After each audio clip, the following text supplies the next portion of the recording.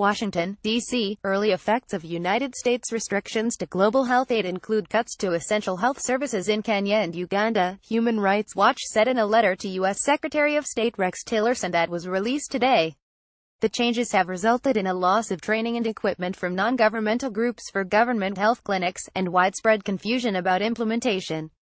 Human Rights Watch sent its findings in advance of a 6-month review by the State Department of these funding restrictions. On January 23, 2017, U.S. President Donald Trump issued an expanded Mexico City policy, later renamed the Protecting Life in Global Health Assistance Policy. The policy requires foreign non-governmental organizations receiving U.S. global health aid to certify they do not use their own, non-US funds to provide abortions except in cases of rape, incest, or to save a woman's life. If they wish to keep their U.S. funding, the groups also cannot offer information or referrals for abortion, even where abortions are legal, or advocate liberalizing abortion laws.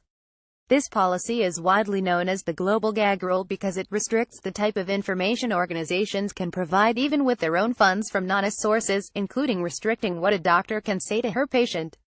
U.S. law already prohibits using U.S. funds for abortion in foreign family planning assistance.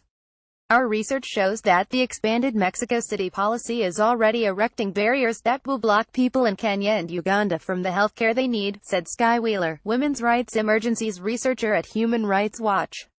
Because the U.S. is the world's largest health donor, this indefensible change in policy puts the lives of many women and girls at risk. Previous Republican administrations have consistently enacted versions of the Mexico City policy, and these affected U.S. family planning funds, approximately $575 million in FY 2016.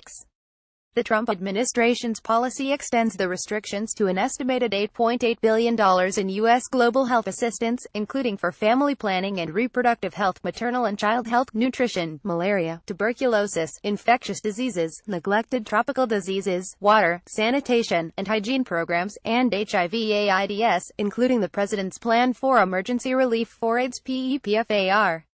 In July, Human Rights Watch interviewed representatives of 24 organizations in Kenya and 21 in Uganda affected by the funding restrictions.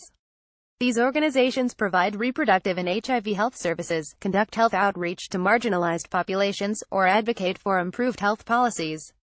A woman walks past a mural on a family health options clinic in the Kibera slums in Nairobi, Kenya, May 16, 2017. Copyright 2017 Reuters. Kenya and Uganda both rely heavily on U.S. health funds to combat high maternal mortality rates in the HIV/AIDS epidemic.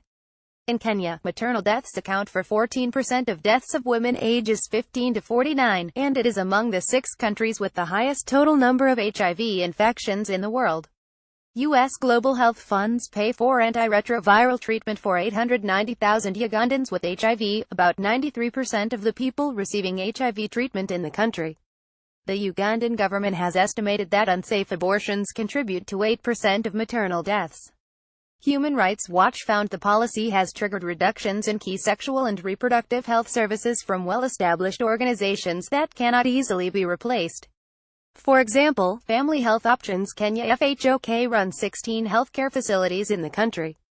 FHOK representatives told us the organization will not comply with the restrictions and therefore will lose U.S. funds, which make up roughly 60% of its budget, and that it may have to cut as many as half of its services. The organization has already closed 1 clinic and canceled 100 planned outreach events, including for cervical cancer screening, HIV testing, and family planning counseling, that typically reach 100 people each time.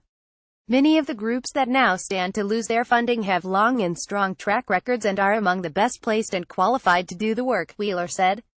In many cases, alternatives with comparable infrastructure, expertise, and community relationships simply do not exist. Although governments receiving U.S. funds are exempt from the policy, Human Rights Watch found that in Kenya and Uganda, many government health clinics will be indirectly weakened. Many depend on non-governmental groups for training and equipment to provide safe abortion care, including in cases of rape or incest, or to save a woman's life.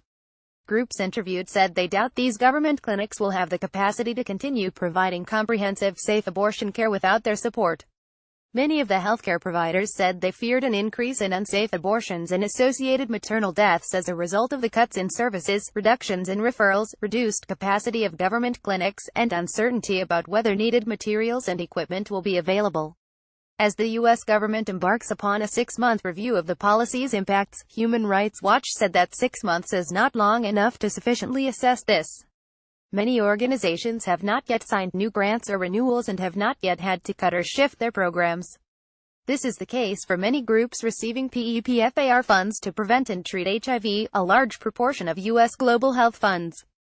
Interviews with sex worker organizations that have come up for funding renewal illustrated that they had to make cruel programmatic choices, including choosing between funds for life-saving antiretroviral therapy for their members or life-saving reproductive health services.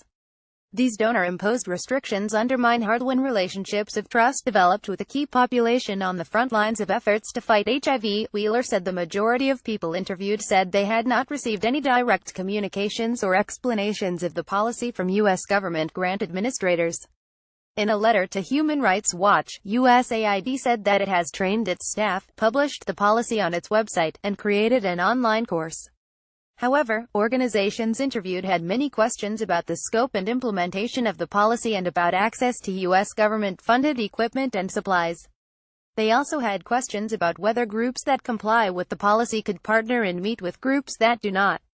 In the absence of more detailed guidance, some organizations appeared to have interpreted the policy's restrictions too broadly, for example, feeling they should avoid community outreach on the risks of unsafe abortion. President Trump should rescind this devastating policy, which will set back hard-won global health gains, Wheeler said.